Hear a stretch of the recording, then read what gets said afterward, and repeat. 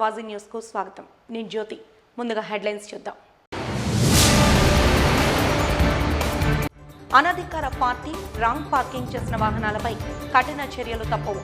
రోజు రోజుకి పెరుగుతున్న ప్రమాదాలు, ట్రాఫిక్ నియంత్రణకు క్రమశిక్షణ అవసరమన్న police commissioner Ravishankar.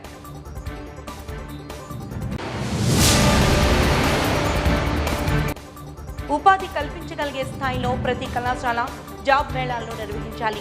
AVN college principal, JCI metro సభ్యుల పిలుపు.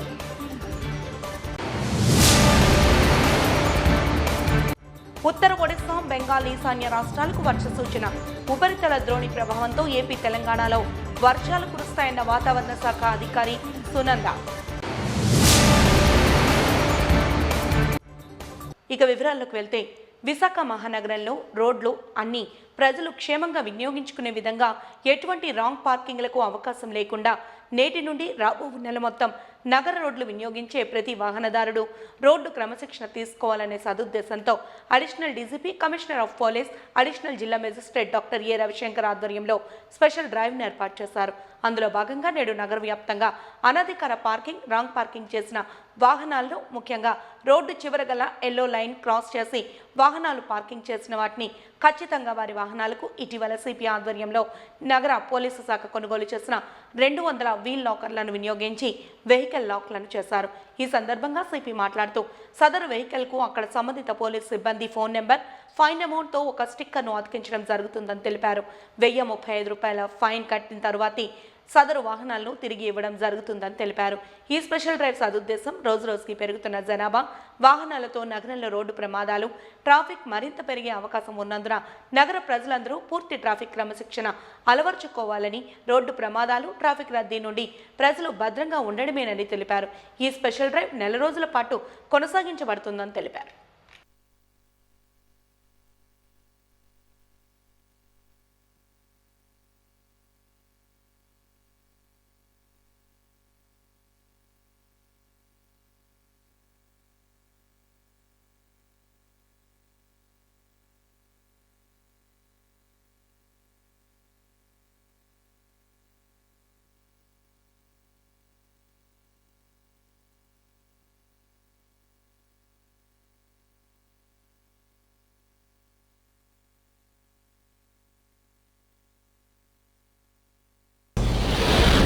రోడ్స్ అన్ని కూడా సేఫ్గా ఉండాలని చెప్పేసి for all the road users, beat for children, students, employees, అందరికీ కూడా రోడ్డు క్షేమంగా ఉండాలని చెప్పేసి ఆ ఉద్దేశంతో ఈ next 1 month Visakhapatnam city road users అందరిలో కూడా రోడ్ డిసిప్లిన్ రావాలని ఉద్దేశంతో స్పెషల్ డ్రైవ్ ఏర్పాటు చేస్తున్నాము. దాంట్లో భాగంగా ఈరోజు ఈ అంటే ఎవరైతే illegal parking, wrong side parking, wrong ప్లేస్లో పార్క్ చేసి ఉన్నారో, ఎందుకంటే పబ్లిక్ రోడ్ అంతా కూడా పబ్లిక్ అందరికీ సౌకర్యంగా ఉండాలి.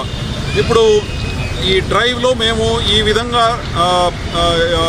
ఏమంటారు వీల్ లాక్స్ దాదాపు 200 వీల్ లాక్స్ కొన్నామండి. ఇది ఎక్కడైతే ఏ రోడ్ స్ట్రెచెస్లో అయితే రాంగ్ పార్కింగ్స్ చేసి ఉందో అక్కడ మేము ఒక స్పెషల్ స్ట్రైకింగ్ ఫోర్స్ ఏర్పాటు చేసేసి వెళ్ళి అక్కడ ఉన్న రాంగ్లీ పార్క్డ్ వెహికల్స్ అన్నిటినీ కూడా ఈ లాక్స్తో కట్టేస్తాం. And until unless they pay the fine of 1035, we will not release the vehicles through each other. ఇదంతా కూడా వాళ్ళు వెంటనే వచ్చేసి ఇక్కడ QR కోడ్ ఉంటుంది, తర్వాత ఈ నంబర్ ఉంటుంది, ఈ నంబర్ కాంటాక్ట్ చేస్తే వెంటనే వచ్చేసి చలాన్ వేయటం జరుగుతుంది. దాని తర్వాతనే ఆ వీల్ లాక్ని ఫ్రీ చేస్తాము. ఇది ఇంకా 1 month మేము విగరస్గా క్యాంపెయిన్ చేయబోతున్నాము.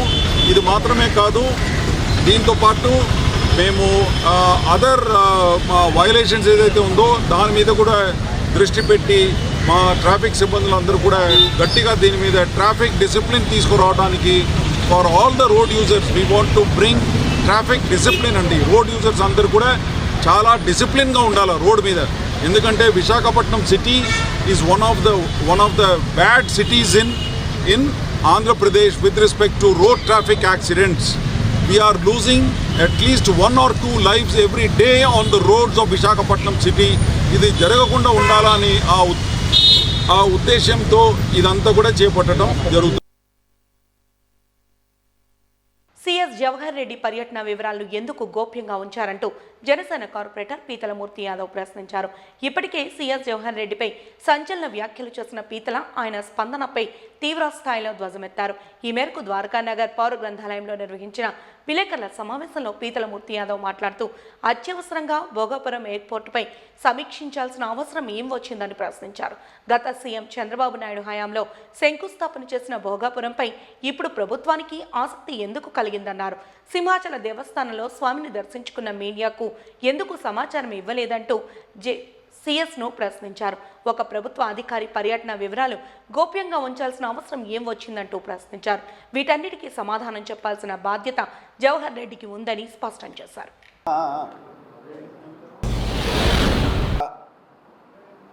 ప్రధాన కార్యదర్శి డాక్టర్ కెఎస్ జవహర్ రెడ్డి గారు నిన్న నేను ఏదైతే అసైన్డ్ ల్యాండ్స్ డీపట్టా ల్యాండ్స్ ఏవైతే ఉన్నాయో ఆయన నేతృత్వంలో వాళ్ళ కుమారుడు సంబంధించినటువంటి ముఠా ఏదైతే ఉందో ఆ యొక్క చీఫ్ సెక్రటరీ జవహర్ రెడ్డి గారు కుమారు నేతృత్వంలో 800 ఎకరాలు పేదల అసైన్ ల్యాండ్స్ని అగ్రిమెంట్లు చేసుకొని జీవో 596 వచ్చిన తర్వాత ఆగమేఘాల మీద ఫ్రీ హోల్ సర్టిఫికేట్స్ జారీ చేసి రిజిస్ట్రేషన్ చేశారనేటువంటిది భోగాపురం, ఆనందపురం, విజయనగరం, విశాఖ, ఉత్తరాంధ్ర జిల్లాలో చేశారని చెప్పి ఏదైతే నేను ఆరోపించానో దానికి బదులుగా పెద్దలు డాక్టర్ కెఎస్ జవహర్ రెడ్డి గారు నిన్న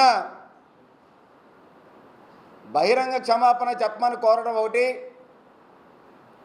లేదంటే క్రిమినల్ డిఫార్మేషన్ సూటు, లేదంటే ఏదో సివిల్ కేసులు ఏదో మేము చర్యలు తీసుకుంటాం చట్టపరంగా అని చెప్పారు. Chief secretary K S Jawahar Reddy గారు సవాల్ని నేను స్వీకరిస్తూ ఉన్నాను మనస్ఫూర్తిగా. నేను చేసినటువంటి ఆరోపణలు కనుక నిరూపించకపోతే మీరు వేసేటువంటి ఏ శిక్షకైనా, మీరు తీసుకునేటువంటి ఏ చర్యలకైనా నేను సంసిద్ధంగా ఉన్నాను. చీఫ్ సెక్రటరీ గారిని ఇదే నెలలో 2 పర్యాయాలు వచ్చారని చెప్పా. దానికి ముందర సింహాచలం చందనోత్సవం అయింది. సింహాచలం చందనోత్సవం 10వ తారీఖున అయ్యింది. ఆ ముందర రోజు నాడు చీఫ్ సెక్రటరీ గారు జవహర్ రెడ్డి గారు అప్పన్న స్వామి దర్శనం చేసుకోవడానికి ఎందుకు రహస్యంగా వచ్చారు? అఫీషియల్ షెడ్యూల్లో జవహర్ రెడ్డి గారు సింహాచలం అప్పన్న స్వామిని దర్శనం చేసుకున్నట్టు ఎక్కడైనా పేపర్లో కానీ మీడియాలో కానీ కథనాలు వచ్చినాయా? ఆ యొక్క పర్యటన ఎందుకు రహస్యంగా ఉంచుకున్నారు? ఆయన దర్శనం చేసుకోవడం తప్పులేదు. దర్శనం చేసుకున్న తర్వాత జవహర్ రెడ్డి గారు ఎక్కడెక్కడికి వెళ్ళారు? ఆయన వెంట ఏ అధికారులు ఉన్నారు? 13వ తారీఖున వచ్చారు, మళ్ళీ 20వ తారీఖున వచ్చారు. నిన్న ఆయన ఖండనలో ఏమంటున్నారు? నేను రావటం వాస్తవమే అని చెప్పి అన్నారు. ఆయన స్నేహితుడింటికి పెళ్ళికి వెళ్ళానని చెప్పి, పెళ్ళి ఫంక్షన్కి అటెండ్ అయ్యాను అని చెప్పి అన్నారు. దానికి కారణంగా వచ్చి అన్నారు. వాళ్ళ స్నేహితుడు ఇల్లు ఎక్కడుంది? స్నేహితుడింటికి వెళ్తే భోగాపురం ఎయిర్పోర్ట్ సమీక్షకి ఎందుకు వెళ్ళారు? భోగాపురం ఎయిర్పోర్టు జగన్మోహన్ రెడ్డి చేతుల మీదుగా శంకుస్థాపన చేసింది కాదు కదా. చంద్రబాబు నాయుడు గారు ఉన్నప్పుడే, ముఖ్యమంత్రి ఉన్నప్పుడే శంకుస్థాపన చేశారు కదా. రెండోసారి మళ్ళీ జగన్మోహన్ రెడ్డి గారు చేశారు కదా. అయినా భోగాపురం ఎయిర్పోర్ట్ పనులు రేపెల్లుల్లో అయిపోయి ఆగమేఘాల మీద విమానాలు ల్యాండ్ అయిపోయే పరిస్థితి ఉందా? ఇంకా సుమారు ఏడాది పైగా భోగాపురం పనులు టైం పడుతుంది. భోగాపురం ఎయిర్పోర్ట్ సమీక్షకి వెళ్ళాల్సిన పనే ఉంది. మరి భోగాపురం ఎయిర్పోర్ట్ సమీక్షకి వెళ్ళినప్పుడు కానీ ఆ రోజు కానీ మీరు పర్యటించినప్పుడు మీతో పాటు విజయనగరం ఆర్డీఓ లేరా? భోగాపురం తహసీల్దార్ లేరా? మీ వెనకాల రెవెన్యూ అధికారులు ఎవరు ఉన్నారు? మీరు అక్కడి నుంచి ఎక్కడికి వెళ్ళారు? ఎవరెవరు కలిశారు? రాష్ట్రంలో చీఫ్ సెక్రటరీ గారు ఈ 3 నెలల్లో ఎన్నికల నోటిఫికేషన్ ఇచ్చిన తర్వాత రాష్ట్రంలో 26 జిల్లాలు ఉన్నాయి. ఈ ఒక్క విశాఖ విజయనగరం జిల్లాలోనే భోగాపురం గురించే ఒక పక్క ఎన్నికల అంశం ఒక పక్క జరుగుతూ ఉంది. చీఫ్ ఎలక్షన్ కమిషన్ సిట్ వేసింది.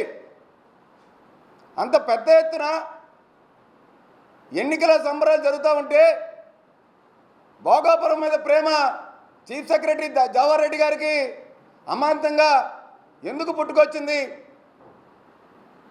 3 పర్యాయాలు ఆయన రహస్యంగా ఎందుకు రావాల్సి వచ్చింది? ఎక్కడెక్కడికి వెళ్ళారు? ఎవరెవరు కలిశారు? ఆయన రాకని గోప్యంగా ఉంచాల్సిన అవసరం ఏంటి? ఇది నేను అడుగుతా ఉన్నాను. నేను లలిత జ్యువెలరీ వీరుమామ బ్రాండ్ ఆధ్వర్యంలో బీచ్ రోడ్ మెరైన్ పార్క్లో నిర్వహించిన మై సూపర్ మామ్ ఈవెంట్ ఆహుతులను ఆకట్టుకుంది. తల్లితో ఉండే అనుబంధం, అనురాగం చెప్పే విధంగా ramp walk with mom, dance with mom, mom భోలాలో తల్లులు పిల్లలు అదరగొట్టారు. కేబీ అనే కొత్త యాప్తో ప్రతి ఒక్కరికి ఫ్రీ రైడ్స్ను అందించారు. మాక్ Srivalli, Dubai future kids Banu, doctor యవ్వింద్ర శ్రీనివాస్, అంతర్జాతీయ అందాల పోటీల విజేతలు దేవిశ్రీ, లీల్ జగన్, రజని, ఇంద్రాణి, గొంపా శ్రీదేవిలు న్యాయ నిర్ణేతలుగా వ్యవహరించారు. సెల్ఫీ పోటీలు, తల్లులకు 100కు పైగా బహుమతులతో పాటు ప్రశంసా పత్రాలను కూడా అందించారు.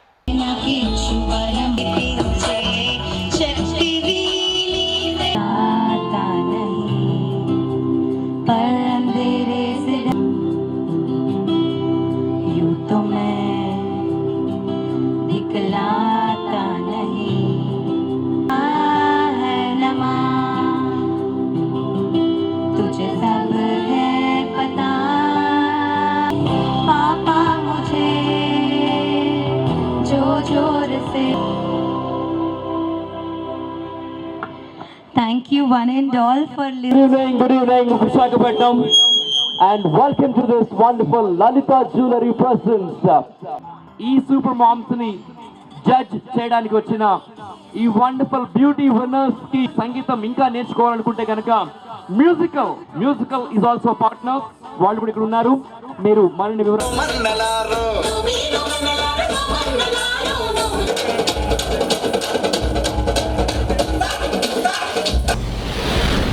మంచి ఈవెంట్ చేయడం చాలా హ్యాపీగా ఉంది.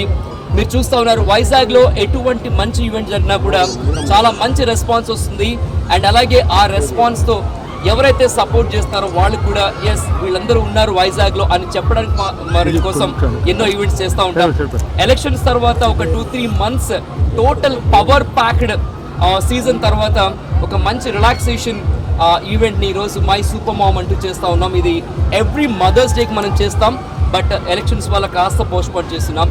ఇంత చక్కటి ఈవెంట్కి ఎంతోమంది సపోర్ట్ చేసిన మా అందరు స్పాన్సర్స్ కూడా thank you very much. And అలాగే ముఖ్యంగా మేము ఏ ఈవెంట్ చేసినా కూడా ఇంతమంది ఈరోజు చూస్తే కనుక ర్యాంప్ వాక్లోనే మదర్స్ 120 members ఎన్రోల్ అయ్యి ఈరోజు వాక్ చేస్తూ ఉన్నారు. ఇంకా చాలా మామ్ బోలా అని, మదర్ అండ్ డాన్స్ అని ఇలా సుమారు 100+ గిఫ్ట్స్తో ఈ ఈవెంట్ మనం చాలా చక్కగా చేస్తూ ఉన్నాం. Next June 16th Nannaku Prematho అంటూ మరి ఫాదర్స్ డే కూడా మరి చేస్తూ ఉన్నాం. ఎందుకంటే తల్లిదండ్రుల్ని ఏ సమాజం అయితే ప్రేమిస్తుందో గౌరవిస్తుందో ఆ సమాజం ఎంతో అందంగా ఉంటుంది, ఆ సమాజం చాలా ప్రతిష్టాత్మకంగా జరుగుతుందని నమ్ముతూ ఉంటాము. అండ్ ఇంత చక్కగా సపోర్ట్ చేస్తున్న అందరికీ కూడా చాలా థ్యాంక్ యూ వెరీ మచ్. అలాగే ఈరోజు మరి అంతర్జాతీయ స్థాయిలో మన విశాఖపట్నం నుంచి వెళ్ళి అంతర్జాతీయ స్థాయిలో బ్యూటీ పేజెంట్ విన్నర్స్ అయినటువంటి శ్రీదేవి రెడ్డి గారు, డాక్టర్ శ్రీదేవి రెడ్డి గారు, అలాగే మరి పైడి రజనీ గారు, మరి గొంపా శ్రీదేవి గారు, లీలా జగన్ గారు వచ్చారు. అలాగే స్టార్ జడ్జ్గా శ్రీవల్లి గారు కూడా ఉన్నారు. అండ్ నాకు ఎప్పటి నుంచో ఫ్రెండ్, ఎందుకంటే నా ఫస్ట్ ఈవెంట్ నుంచి కూడా ఉన్నటువంటి డిఎం రావు గారు కూడా ఈవెంట్కి రావడం చాలా హ్యాపీగా ఉంది. Thank you very much sir. ఒకటే గుర్తుపెట్టుకోండి, Vizag is all about good culture and good culture is all about Vizag. Thank you very much. My super mom rocks. This is Veeru మామా. Thank you. ఈ సూపర్ మామ్స్ని జడ్జ్ చేయడానికి హిందూ ధర్మ రక్షణకు హైందవులందరూ ఐక్యతతో ముందుకు సాగాలని శ్రీ శ్రీ శ్రీ భువనేశ్వరి పీఠాధిపతులు కమలానంద భారతీ స్వామి తెలిపారు. విశాఖ నగరం శంకరమఠంలో నిర్వహించిన దేవాలయం కేంద్రంగా ధార్మిక సామాజిక కార్యక్రమాల నిర్వహణ వంటి అంశాలపై సుదీర్ఘ ప్రసంగాన్ని చేశారు. ఈ సందర్భంగా ఆయన ప్రసంగిస్తూ దేవాలయాలలో ఆచరించవలసిన విధులు, విధానాలు, ఆచారాలు వంటి విషయాలను వివరించారు. ఆధ్యాత్మిక రంగంలో ఉన్నవారు ఎటువంటి మానసిక చింతనతో ఉండాలో వివరించారు. కార్యక్రమంలో పలువురు భక్తులు, కమలానంద స్వామి భక్త బృందం పాల్గొన్నారు.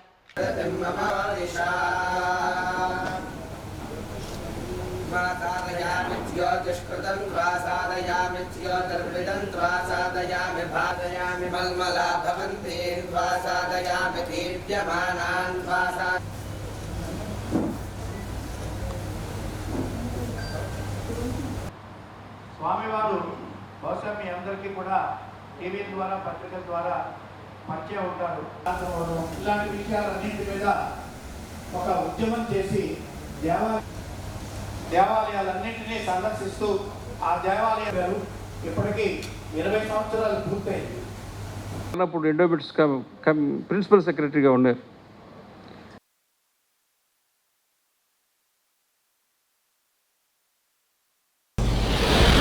బాసర నుంచి తిరుమలకు కావచ్చు, శ్రీకుర్మ నుంచి తిరుమలకు కావచ్చు, ఈ పాదయాత్ర ఎందుకు చేసామంటే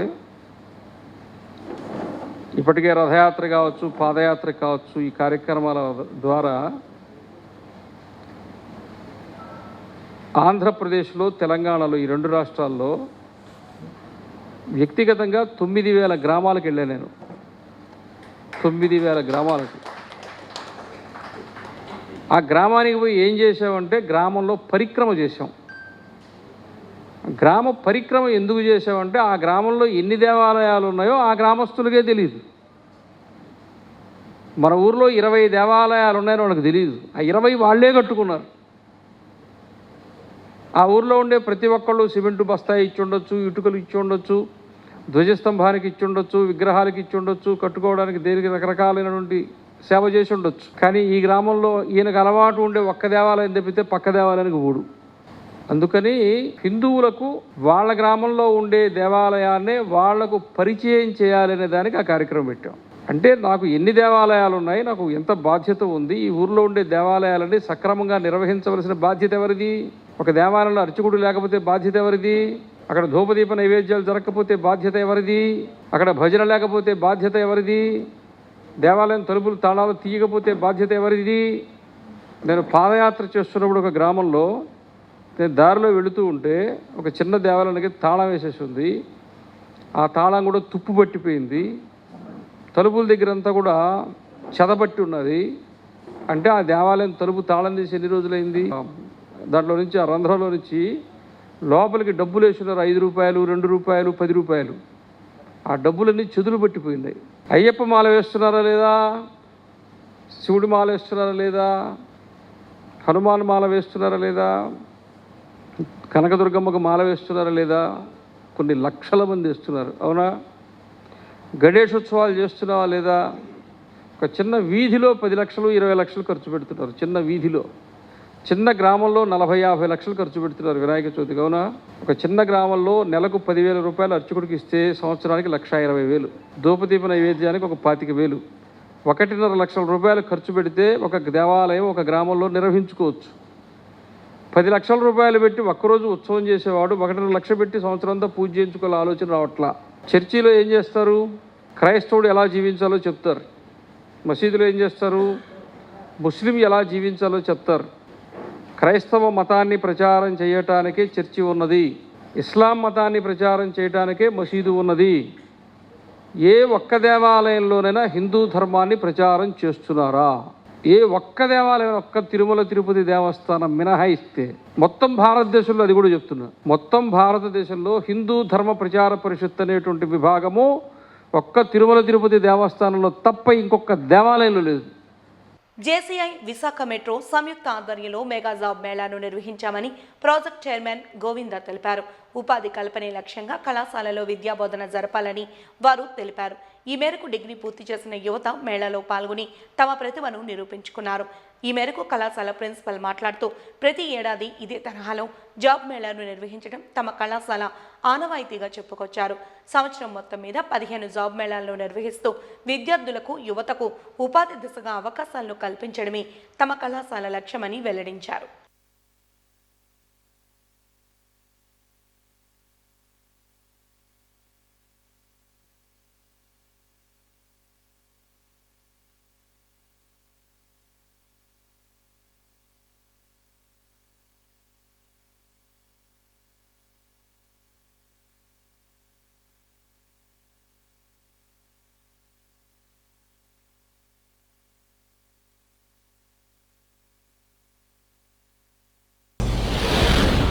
For Bharat Youth and I have started my operations very recently, just 1 month before, and I have organized one job mela in AVN College. I and AVN College are collaborated and we decided to do a job mela here, and along with me I have JCI Vishak work. I was able to do all these tasks along with the team of AVN and along with the team of JCI Vishaka Metro. So the thing is, here we are able to bring the IT and non-IT. It may be pharma, it may be telecalling, it may be from a sweeper job to a top-notching vice president job. We have all the kinds of jobs available here. So we have a different protocols to be done, and many people, the crowd is, now it is 11 o'clock mostly, and the crowd is more than 200 people over here, and we are expecting minimum of 700 to 800 people only nearby to Visakhapatnam. So it's my goal and desire that, there should be no to unemployment and no to hunger. So I will be working on daily basis on avoiding the concept called as unemployment. So India is always a developing country, but now it should be a developed country. So Viksit Bharat is always important. We should grow along with everyone to grow together. That's all I can say. Thank you very much. ఈరోజు AVN కాలేజ్లో job Mela conduct చేస్తున్నాం. Present ఇప్పుడు సొసైటీలో ఉన్న job లేని కండిషన్ని ఆలోచించి ఈ యొక్క ప్రోగ్రామ్ డిజైన్ చేయడం జరిగింది. ఇది జేసీఐ విశాఖ మెట్రో ఇనిషియేట్ చేసి మిగతా కంపెనీస్తో కొలాబరేట్ అవుతూ ఈరోజు జాబ్ మేళా అనేది చాలా పెద్ద ఓరియంటేషన్లో చేస్తున్నామండి. ఈ జాబ్ మేళాకి అరౌండ్ 50 కంపెనీస్ వస్తున్నాయి. మెంబర్స్ ఎంప్లాయ్మెంట్ కోసం అరౌండ్ 1000 మెంబర్స్ ప్లస్ వస్తున్నారు. ఇంకా ఎక్స్పెక్ట్ చేస్తున్నాం. ఈ జాబ్ మేళా సక్సెస్ఫుల్గా కంప్లీట్ అవుద్దని మేము అనుకుంటున్నామండి. ఇలాంటి ప్రోగ్రామ్స్ ఇంకా ఫర్దర్ ఫ్యూచర్లో కూడా ప్లాన్ చేస్తున్నాం. ఈ ప్రోగ్రామ్స్ అన్నిటినీ ఎగ్జిక్యూట్ చేయడానికి ఏవిఎన్ కాలేజ్ వాళ్ళు మాకు ప్లేస్ ఇచ్చారు. ఇంకా మిగతా కంపెనీస్ కూడా చాలా బాగా సపోర్ట్ చేశారండి.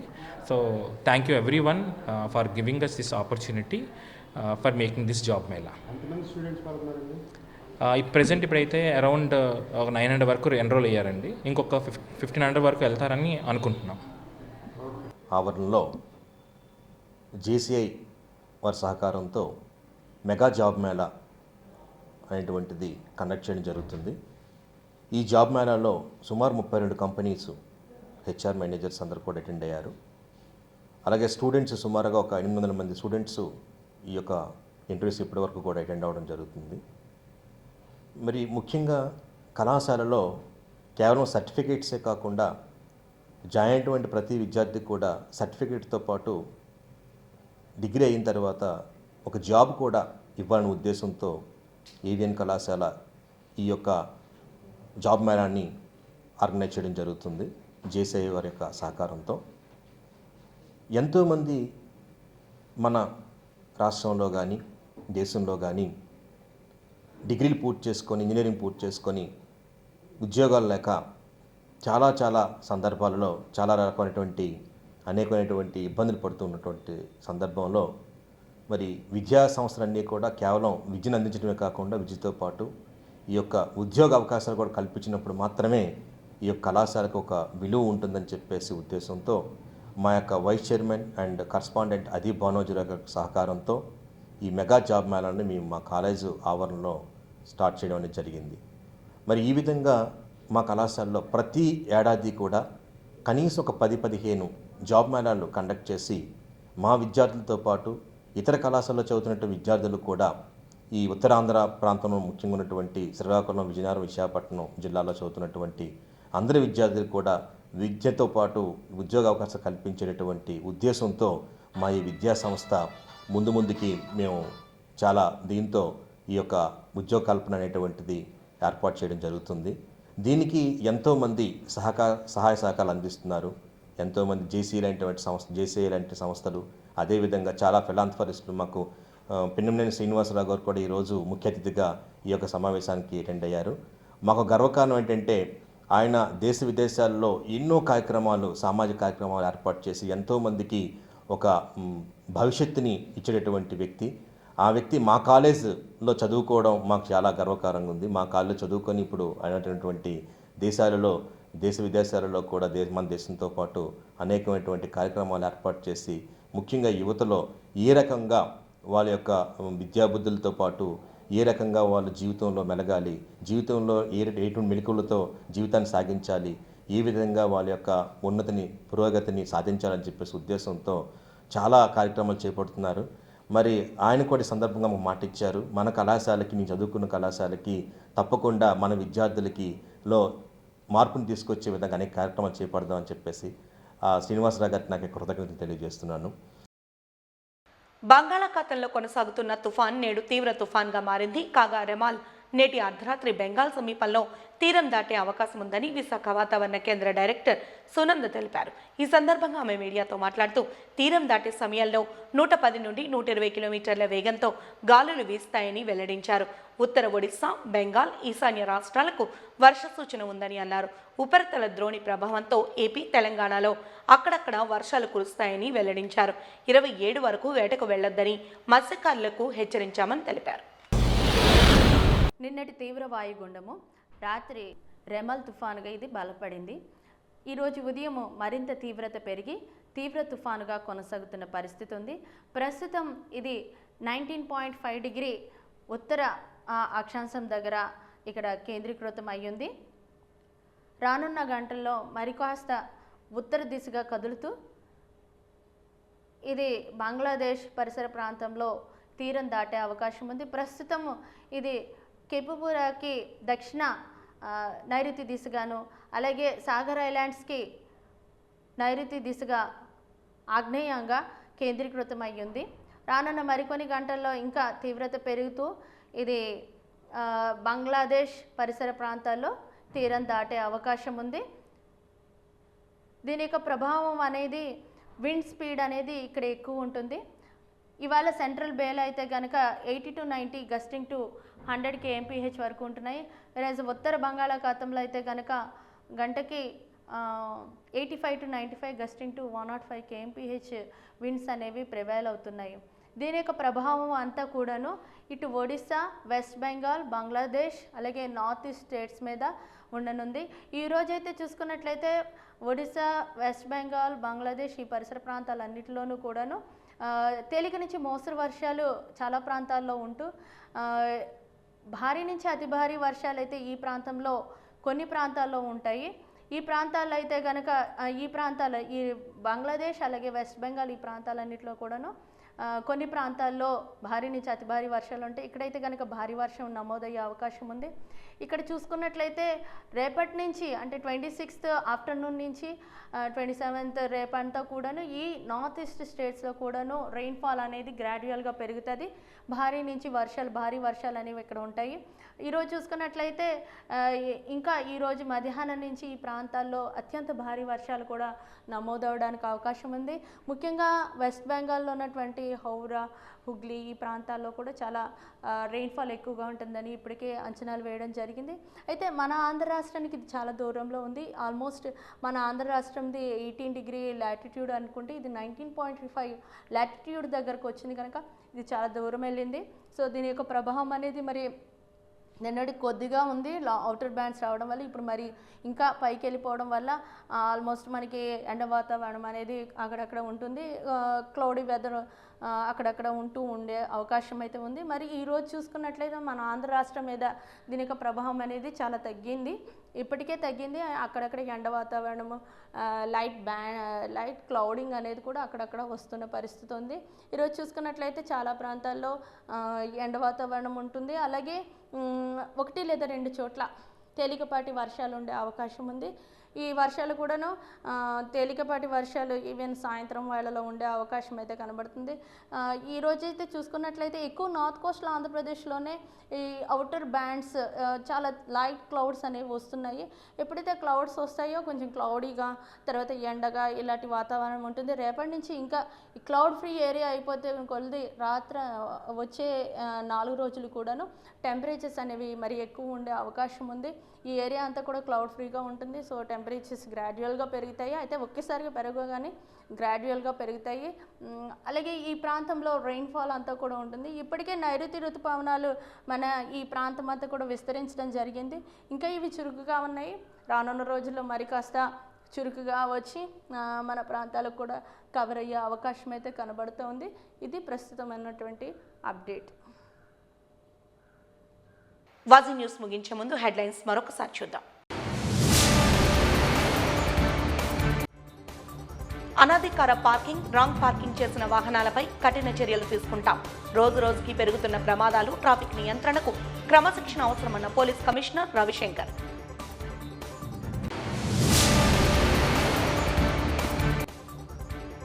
ఉపాధి కల్పించగలిగే స్థాయిలో ప్రతి కళాశాల జాబ్ మేళాలను నిర్వహించాలి. AVN college principal, JCI metro సభ్యుల పిలుపు. ఉత్తర ఒడిశా, బెంగాల్, ఈశాన్య రాష్ట్రాలకు వర్ష సూచన. ఉపరితల ద్రోణి ప్రభావంతో ఏపీ, తెలంగాణలో వర్షాలు కురుస్తాయన్న వాతావరణ శాఖ అధికారి సునంద.